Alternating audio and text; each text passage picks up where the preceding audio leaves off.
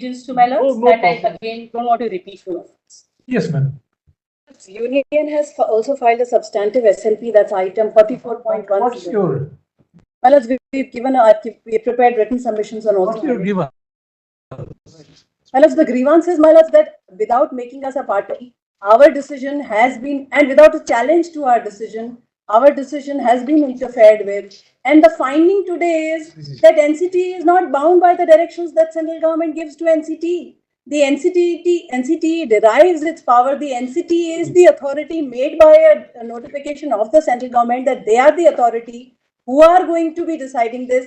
Well, let's please see before your lordships, the merit of the decision is not there. That was neither questioned nor examined nor dilated on. There is no finding on the merit of the decision.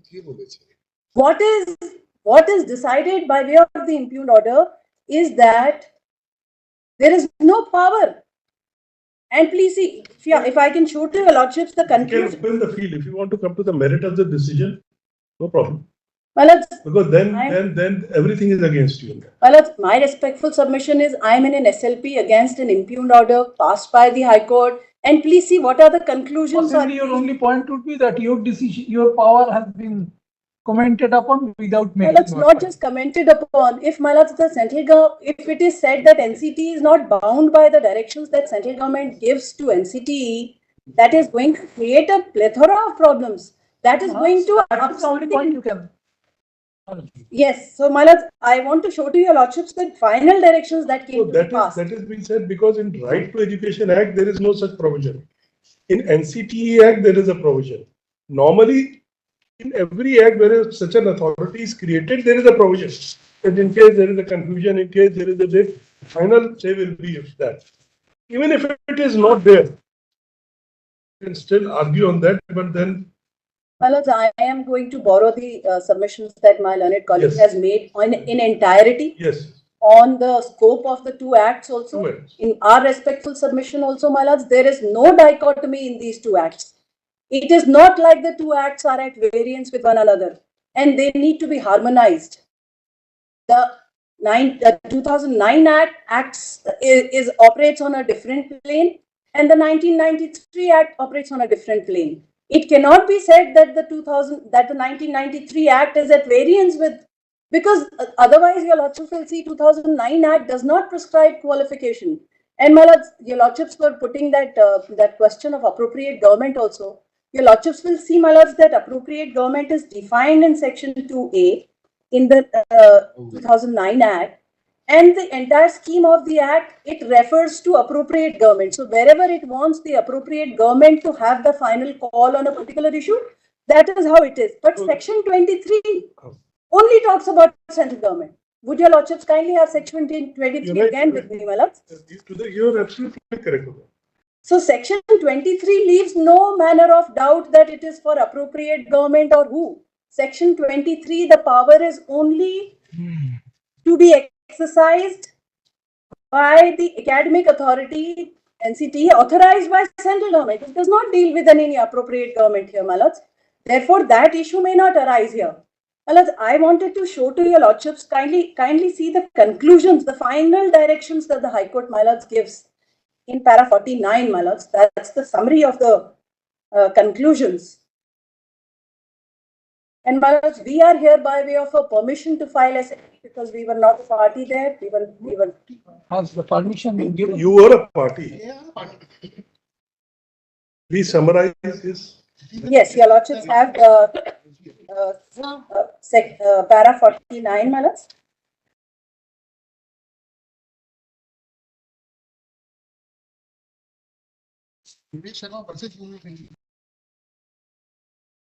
Please see, the impugned notification of 28 June 2018 is unlawful because, number one, it is under the direction of central government, which power the central government under subsection 1 of section 23 of the RTE Act did not have.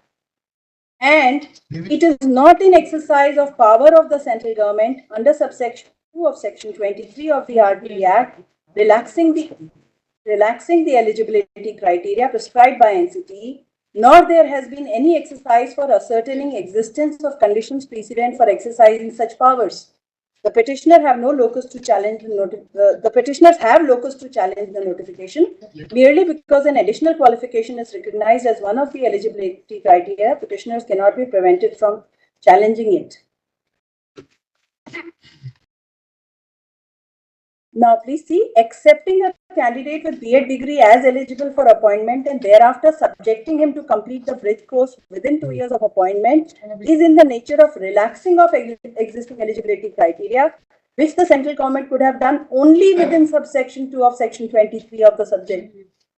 Then the state government could not have ignored the notification of NCTE. Just answer one question. Yes, madam. Then you are saying that you have asked them to have B.Ed as an alternative, Yes, right? yes. According to you, B.Ed is a full qualification to teach in primary schools? No, my lords, that is why the bridge course has been prescribed. Why? What is the use of the bridge course? My lords, Which means B.Ed is not a qualification. my lords, I am not getting into that argument that B.Ed is sufficient to our mind also. B.Ed by itself per se is not sufficient. That is why bridge course So is prescribed. you have deliberately put in a qualification which you know is not a qualification. In public interest, my lords. What is the public interest? My lords, please see our letter itself of my lords 30th May 2018, which letter the NCTE Act. Please, Mr. What There is are this? 4 reasons. Age? I'm sorry, my lords. This letter, my lords, it's reproduced in the impugned order itself. The 30th May 2018. Yes, 30th May. Yes, my lords. There are 4 reasons prescribed in the letter itself. If your lordships will see para 2, my lords, and my learned colleague placed before your lordships, my lords, the minutes of the meetings, my lords, some of the other letters, the request, etc. My lords, your lordships put it to NCT. Are they supporting the decision? This is a consultative process that has gone on. And whatever difference of opinion has taken place in the consultative process has been accounted for. But finally, if a decision is taken, my lords, that decision, the central government and the authority which is nominated by the central government, we are, and this is a pan-India, my lords, it has been applied across the country. Rajasthan is the only state that did not follow the NCTE notification. So my respectful submission is para 2 itself notes specifically that this is number 1, in order to safeguard the interest of the students. Where? Number 2, the quality of education. Which paragraph? Well, that's para 2 I'm placing for your lordship's kind consideration. I'm just paraphrasing the This is reasons. in which paragraph of the judgment? This particular letter. Yes, ma'am. I'll just go. Para 16, I'm grateful to my learned 16. colleague. I actually marked it in the compilation. There was a Para 14. compilation. Para 16, the letter. All right, the above request you're reading, the above. The above request, I'm grateful, madam. Got it. Above request has been considered in this ministry in order to safeguard the interest of the students, ensure the quality of the education. The competent authority has decided to agree with the request of KVS to recruit primary teachers with higher qualification. The insufficient number of eligible DLED candidates due to low pass percentage of TET. See, this is a problem with only KVS. 6 months. My lords, Insufficient number of DL, whatever it is called, yes, madam. diploma, let's say, DLED. are only for KVS. That is a problem. My lords, that is a problem pan-India, my lords. Our Where? respectful submission is, Where do you get this idea that it is a pan-India? my lords, it has been considered in the entire consultative process. Where? 28th May meeting says similar request has been received from Uttarakhand government also. But Uttarakhand the is not, similar kind of request has been received from state. Uttarakhand would not mean the entire country. But there are other states also. Where? है नहीं ना ऐसा कुछ. There was no material before you to come to that conclusion. My lords, my respectful submission. KVS is fine. My lords, if your lordships wish to see the material on the decision, I'm sure we can. No. The whole point we are here before your lordships, my lords, challenging a decision which has not gone into any of this. Which in fact, it was not before that the Honorable Rajasthan High Court. What was before the Honorable High Court was whether they have power. That's the aspect that has been canvassed. That is the aspect they have looked at, and that is the aspect that they have returned, my lords. So we are, my lords, today challenging the decision on the reasoning that is there in the decision. If your lordships wish to see, my lords, we have also not examined, we have not placed it before your lordships. But if your lordships wish to see the material, we'll place it.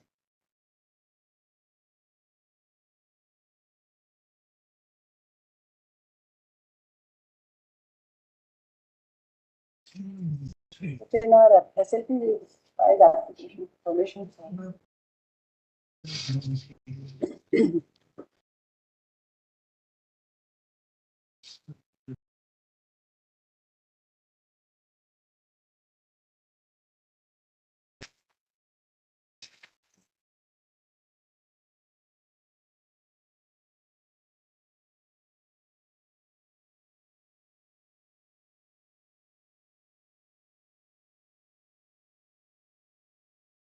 Point with Mr. Lordship, Patwalia as please, well. please, my lord. Let's hear that. My lord, your lordship will take our written submissions. We've just made a 3-page written submission. Grateful, my lord. Kindly give me minutes. You are Fine. On policy also, our written submissions are there because